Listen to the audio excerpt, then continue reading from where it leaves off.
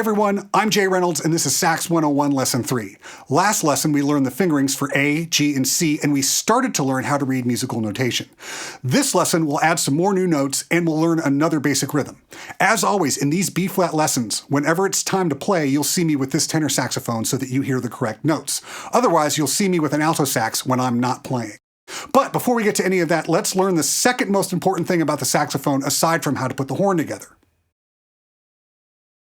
The cold hard truth is, your sax is at some point going to end up in a repair shop. No matter what, your pads will eventually wear out and you'll have to replace them. But by following these simple practices that I'm about to show you, you can minimize the amount of time your sax spends getting fixed. The single most important thing that you can do to take care of your saxophone is to watch what you eat and drink before and while you play. First, only drink water while you're playing the horn. Anything else will coat the inside of the saxophone with a sticky film, which will make the pads stick, which will in turn make them wear out faster. Second, try to avoid playing for a half hour after you eat. That's because after you eat, your stomach releases a bunch of extra enzymes to help break down the food. If you play during that time, those enzymes are going to wind up inside the horn and they're going to begin to break down the pads. I'll be honest, there have been recording sessions and gigs where I haven't been able to adhere to this advice. Stuff happens. But if at all possible, try to avoid playing for 30 minutes after a meal. Third, brush your teeth before you play. And honestly, this is a no-brainer, folks. You should be flossing every day, brushing for a full 2 minutes, and visiting the dentist on a regular basis because it's kind of hard to play saxophone with no teeth. However, by brushing your teeth right before you play, you'll ensure no leftover food that's still in your mouth is going to wind up inside the saxophone. I honestly have a toothbrush and toothpaste in my gig bag for this very reason. If you don't have one already, you're going to need a cleaning kit.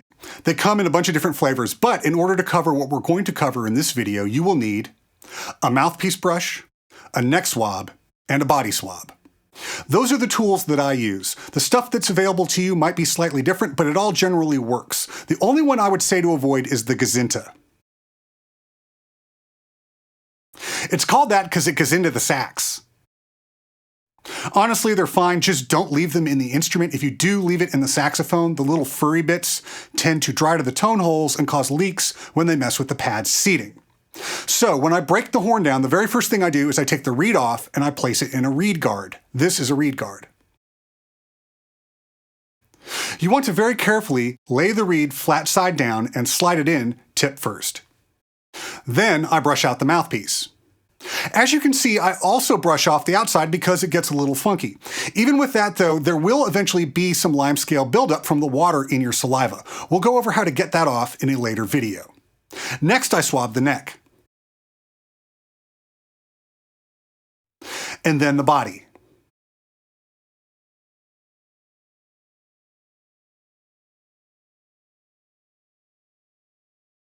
Finally, if I'm on the gig, I put the horn back in its hard case. By the way, I always use hard cases, never soft cases with the saxophone. If I'm at home, I put the horn back on a sax stand, and I do it without the mouthpiece. I leave the mouthpiece off so that the cork doesn't get compressed from the mouthpiece being on there 24/7. So right now, here are the notes that we know. C, B, A, and G. The next note we're going to learn is F, which is the note right below G. You play it by holding down all 3 fingers on your right hand and the first finger on your left hand.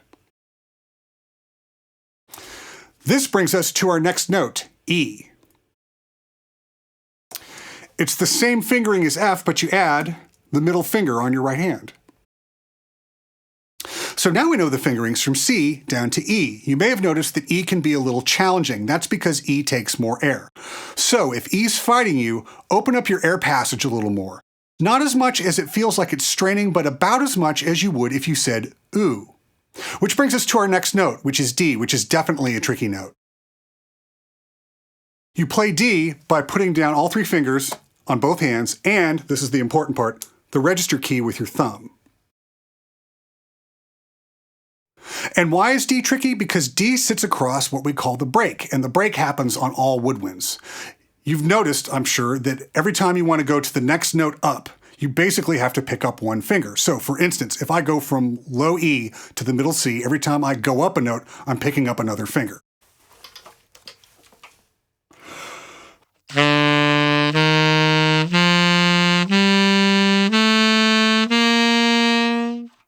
From there, you have to start adding fingers back again, but you don't do it one at a time. You do it all at once, and you add your left thumb on the register key. So you go from C, which is just one finger, to D, which adds every other finger that isn't a pinky.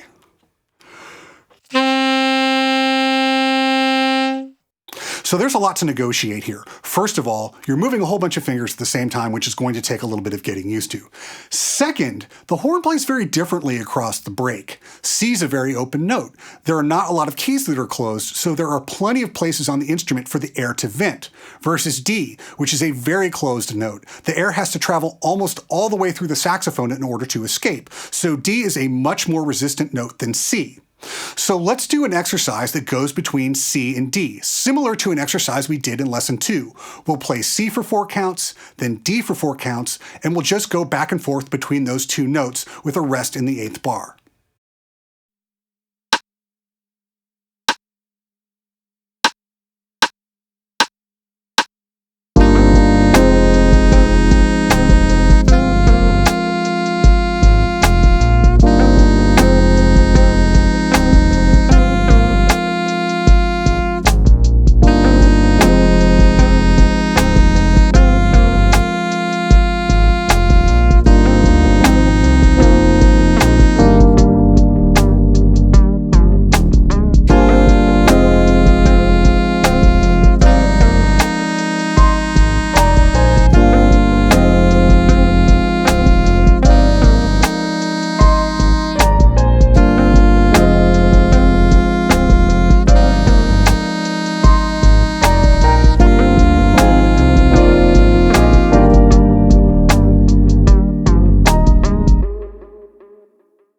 So let's learn the note above D, which is another E.